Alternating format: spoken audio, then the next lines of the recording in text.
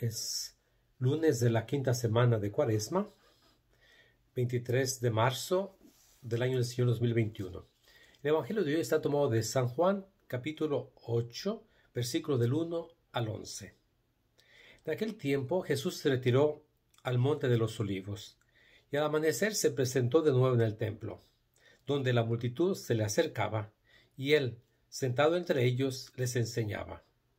Entonces los escribas y fariseos le llevaron a una mujer sorprendida en adulterio, y poniéndola frente a él le dijeron: Maestro, esta mujer ha sido sorprendida en flagrante adulterio. Moisés nos mandó en la ley apedrear a esas mujeres. ¿Tú qué dices? Le preguntaban esto para ponerle una trampa y poder acusarlo. Pero Jesús se agachó y se puso a escribir en el suelo con el dedo. Pero como insistían en su pregunta, se incorporó y les dijo: Aquel de ustedes que no tenga pecado, que le tire la primera piedra. Se volvió a agachar y siguió escribiendo en el suelo. Al oír aquellas palabras, los acusadores comenzaron a escabullirse uno tras otro, empezando por los más viejos, hasta que dejaron solo a Jesús y a la mujer, que estaba de pie junto a él. Entonces Jesús se enderezó y le preguntó: Mujer, ¿dónde están los que te acusaban? ¿Nadie te ha condenado? Ella le contestó: Nadie, Señor. Y Jesús le dijo: Tampoco yo te condeno. Vete y no vuelvas a pecar. Palabra del Señor. Este bello texto, los estudiosos dicen que no pertenecería al Evangelio de Juan, pertenecería más bien al Evangelio de Lucas. Tiene más todas las ideas de Lucas. Y de hecho, los estudiosos saben que no va de acuerdo con lo que en el tema que viene antes del capítulo 8, final del capítulo 7 y lo que sigue después de este texto. Pero es una cuestión de sus estudiosos. Nosotros tenemos que ponernos a fijar en varios detalles. Primero, Jesús se retira al Monte de los Olivos, ¿no? El Monte de los Olivos está enfrente de la explanada del templo. Había que bajar un valle, ¿no? Y Jesús se retiraba frecuente allí para orar. Vemos en la oración del Monte de los Olivos antes de ser tomado preso, a final de cuentas, ¿no? Ahora, Jesús regresa al templo, al final de cuentas, la explanada. Pónganse a pensar, hoy está enorme.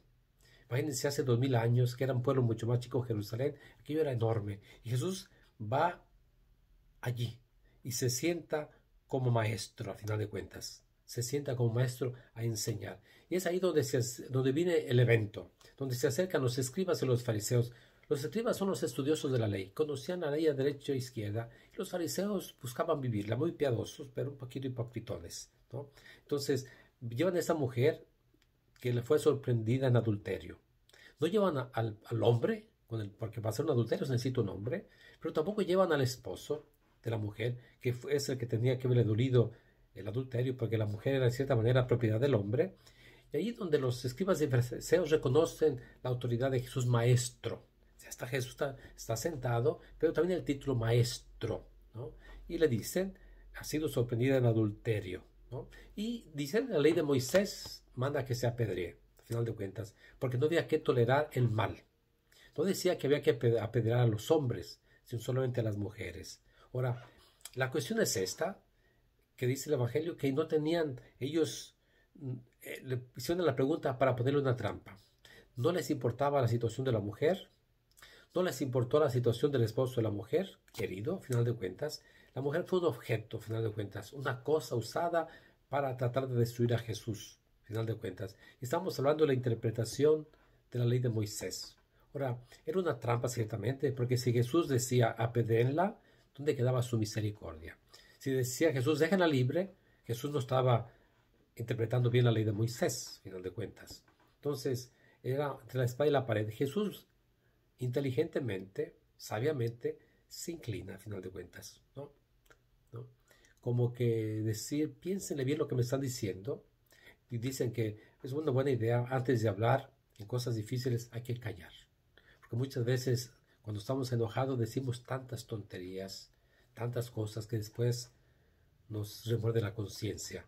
Ahora, aquellos insisten, están al ataque, al final de cuentas, con una jauría de perros, atacar a Jesús. Saben que a Jesús lo tienen allí en la mano, es esta mujer, saben que Jesús está allí para acusarlo de cualquier cosa. Por eso Jesús dice, aquel que no tenga pecado, tire la primera piedra. Es decir, Jesús les regresa el dardo. Ustedes acusan a esta mujer, pero si están limpios, acúsenla. ¿De qué la acusan? Al final de cuentas, ¿no? Como dice, antes de ver la paja del ojo ajeno, ve la viga que tienes en el tuyo.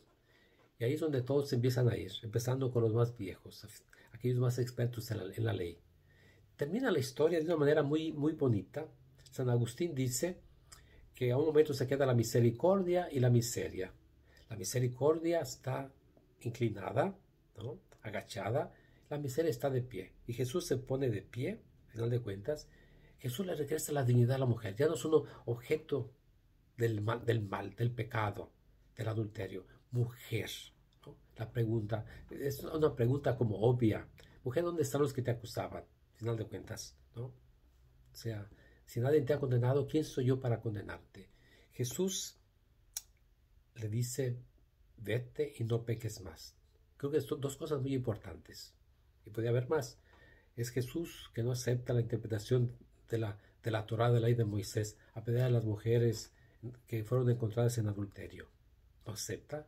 Y la segunda, el poder que tiene Jesús de perdonar pecados. Vete y ya no vuelvas a pecar, ¿no? Al final de cuentas, Él es en su autoridad. Le regresa su dignidad, al final de cuentas. Qué bonito es regresar la dignidad de las personas que muchas veces disfrutamos, muchas veces las criticamos. Póngase a pensar, nuestra sociedad es capaz de criticar a las personas, les ponemos nombres ilegales, terroristas, lo que sea.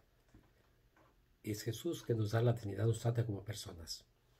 Hoy, acuérdate, es esta semana que nos preparamos para la Semana Santa.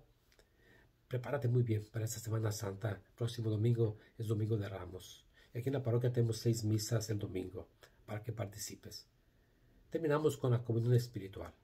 Yo creo, Jesús mío, que estás real y verdaderamente presente en el Santísimo Sacramento del altar.